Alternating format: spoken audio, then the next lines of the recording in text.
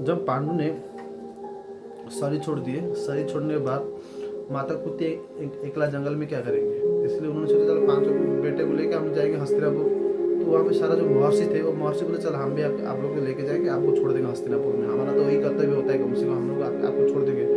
तो उन्होंने सारा पांच पांडवों को और माता कुंती को साथ में लेके हस्तिनापुर आए। जैसे उनका आने का संवाद उनको मिला, पितामह भीष्म को मिला और अपने धृतराष्ट्र को मिला, उन्होंने क्या किया, उनको आने का सब बंदोबस्त किया कि महर्षि लोग आ रहे हैं, उनको अच्छा से सत्कार होना चाहिए। तो ये बात जो उनका जो राज्य में जो रहने वाले लोग थे, हस्तिनापुर में जो रहते थे लोग, उनको भी जब सुनने के लिए वो भी सब भागते हुए आगे आए देखने के लिए कि पांचों पांडवों को बहुत पहले कभी देखे नहीं था ना, पहले आगे देखेंगे वो लोग, सब बहुत भीड़ हो गया। तो महर्षि लोग भी आए, पांचों पांडव भी आए, जिससे आए पब्लिक शांति से बैठने लगे, शांति से बैठने लगे। तो एक महर्षि उनमें से बोले कि देखो हमारा जो कर्तव्य था कि पांडु का अस्थि हम लेके आ गए, और ये आपका जो 5 बेटे हैं, पंचो पांडव है, उन लोग भी हम लेके आएंगे, अभी आप लोग उनको देखभाल करो, हम चलते हैं। फिर महर्षि लोग वापस गए, उनको जो कुछ जैसे सत्कार करना चाहिए ऐसे सत्कार कर उनको वापस जाने गए। वापस जाने के बाद तो फिर अपना ये जो धृतराष्ट्र, अपने विदुर जी को धृतराष्ट्र बोले कि धृतराष्ट्र सारा अपने बंदोबस्त करो, अभी पांडु का जो क्रियाकलाप होगा, उन्होंने जो जो क्रिया करना था ऐसे सब अपना जो होता है 13 दिन का 14 दिन का, ये सब उनका कर्मकांड सब हुआ। होने के बाद उनका परिवार में हमेशा दुखी छा गया। एक तो पुत्र का वियोग है, पांडु ने शरीर छोड़ दिया, तो जब माता से उनका दादी जो थी सत्यवती, वो हमेशा रोते रहते थे। तो उनका जो व्यासदेव जी थे, व्यासदेव बोले माता अभी आपका जो समय आने वाला है हमेशा बुरा समय आएगा, आपको इसमें आपको कोई सुख नहीं मिलेगा अभी परिवार में। क्यों ना, यहाँ पे अन्याय बढ़ने लगा, और ये जो खासकर जो अपना जो 100 बेटा जो पैदा हुआ उसमें जो दुर्योधन है वो बहुत समाज के लिए सही नहीं है। इसलिए आप काम करो, आपके ना क्या, आप एक घर छोड़ो, हस्तिनापुर छोड़ के जंगल में जाओ, जंगल में तपस्या करो।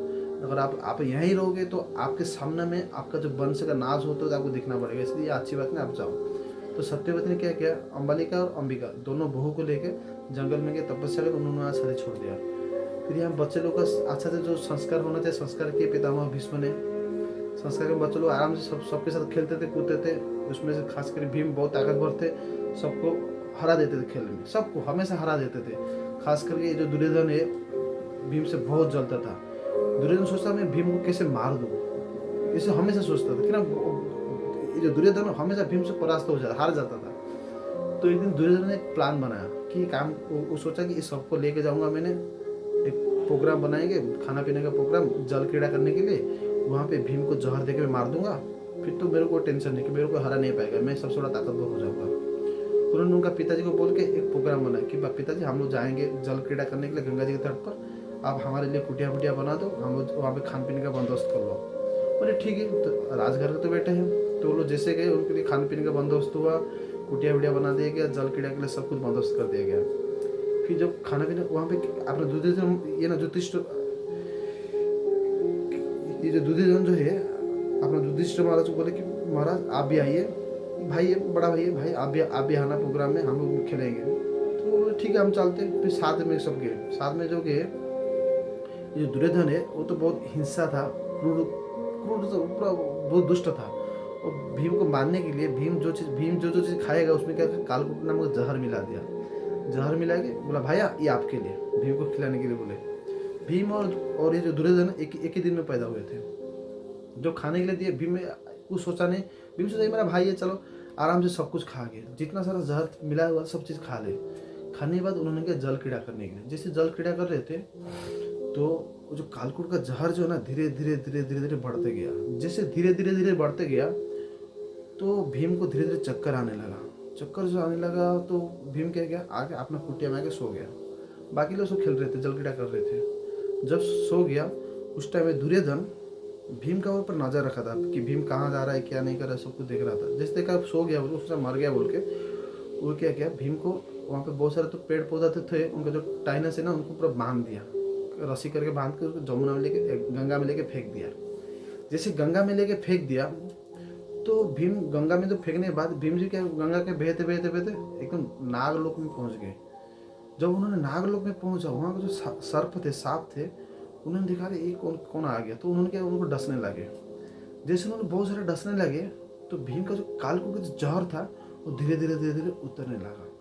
तो जैसे धीरे धीरे उतरते सारा उतर गया, तो उन्होंने क्या किया, फिर भीम ने देखा अरे ये लोग मेरे मार रहे, काट रहे, सब डस रहे। तो भीम ने एक एक सांप को पकड़ पकड़ के पीटा, मारा। तो उसमें बहुत सारा सब मर गए, बहुत सारा आहत हो गए, बहुत सारे डर के मारे भाग गए। जब उन्होंने भाग के बासुकीनाग के पास गए, जो बासुकीनाग के पास गए, जाके बासुकीनाग को बोलते कि ऐसे ऐसे एक आया, कहाँ से एक लड़का है, तो हम लोग उसे काटने लगे, डसने लगे, तो हमको मार रहा है। तो बासुकीनाग बोला अच्छा चलो हम भी देखते। तो बासुकीनाग आए। जैसे बासुकीनाग आए, बासुकीनाग के साथ में आर्यनाग भी एक नाग था, वो भी आए। जो आर्यनाग आए, आर्यनाग भीम को देखा, तो आर्यनाग उनको पहचान ली। भीम जो है, भीम का नाना जो होते वो आर्यनाग होते। तो बोला ये तो हमारा जान पहचान है, उसको कुछ मत करो, मारो, कुछ उसको काटने वाटना जरूरत नहीं, उनको चलो। उनको घर पे लेके जाते, फिर उनको फिर खिलाते पिलाते, फिर उनको बोलते उनको कुछ गिफ्ट उपहार देना चाहिए। तो आर्यनाग बोलते काम करते, तो बासुकीनाग बोलते काम करते, उनको तो बहुत सारा ये क्या बोलते हैं रत्न देते। तो आर्यनाग बोलते नहीं उनको रत्न मत दो, कि नहीं तो राजा का बेटा है, रत्न ले करेगा क्या, उसको ये दे दो, हमारे पास जो ताकत बढ़ने वाला जो जल है वो जल पीने के लिए दे दो, कि ना क्षत्रिय होने ना तो उसको भविष्य में काम पे आएगा। तो उनके पास कुंड था, वो कुंड में ना ऐसे जल भरा हुआ था कि जो व्यक्ति उसको पिएगा उसको ताकत आ जाएगा। तो भीम को बोले पियो। भीम तो खाने पीने के लिए माहिर है। भीम ने क्या किया, एक ही सांस में, एक ही बूंद में एक ही कुंड का पानी पी लिए। ऐसे करके 8 कुंड होता है, 8 कुंड का पानी उन्होंने पी लिया।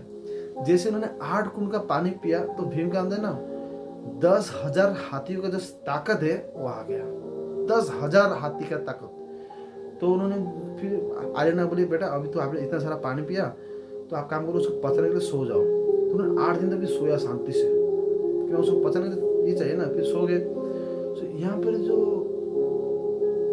पांडु और ये जो प्रोग्राम करने गए थे बच्चे लोग, वहाँ पर उसको तो पता था, दुर्योधन तो पता था कि उसको मैं फेंक दिया बोल के। उन्होंने बोल दिया कि नहीं अभी तो बाकी जो भीम को ढूंढने लगे, भीम कहाँ गया, भीम कहाँ गया। तो दुर्योधन बोलते नहीं वो तो भीम लगता है कि शायद वो जल्दी घर पे पहुंच गया होगा, हम लोग खेलते खेलते चलो हम घर पे देखते हैं। तो फिर वो लोग सब हस्तिनापुर आए। हस्तिनापुर आने के बाद ये जो अपना ये थे, कुंती ने फिर पूछा हमारा भीम कहाँ गया। तो हर कोई बोले भीम तो पहले आ गया। इसे बोला पहले कहाँ गया, सब ढूंढने लगे कहाँ गया कहाँ गया कहाँ गया।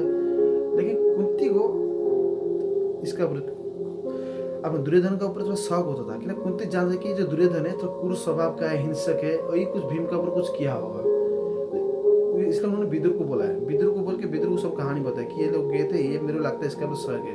तो विदुर जी बोलते देखो, कुंती बोलते आप टेंशन मत लो ना, क्यों ना। व्यासदेव जी बोले कि आपका जो बेटा ना बहुत दिन तक जिएगा, इसलिए वो लोग ये लोग उसका कुछ भी बिगाड़ नहीं सकते। लेकिन अगर आपको ऐसे कुछ डाउट हो रहा है तो आप ये बात किसी को भी मत बोलो, ना बोलोगे वो लोग और ज़्यादा भड़क जाएंगे। लेकिन हम लोग उनसे थोड़ा बच के रहना चाहिए। ऐसे बोल के उन्होंने ढूंढते थे कहाँ गया। तो 8 दिन के बाद भीम आए। भीम आके सब कहानी सुनाते माता को कि जैसे मेरे को कैसे वो अपना दुर्योधन ने कैसे जहर पिला दिया था, कैसे फेंक दिया था। लेकिन युधिष्ठिर महाराज भी जानते हैं। युधिष्ठिर महाराज जानने के बाद फिर युधिष्ठिर महाराज भी उन बोले ये बात किसी को मत बताओ, ये बात हमारा अंदर के रहो और हम लोग आज से सतर्क होकर रहेंगे। अपने धृतराष्ट्र ने सोचा कि चलो बच्चे लोग को भी थोड़ा संस्कार देना चाहिए। तो उन्होंने ये जो थे कृपाचार्य थे उनको ट्रेनिंग देने लगे। तो इस सारा बच्चों को कृपाचार्य ने फिर ट्रेनिंग दिया। ये होता है कहानी।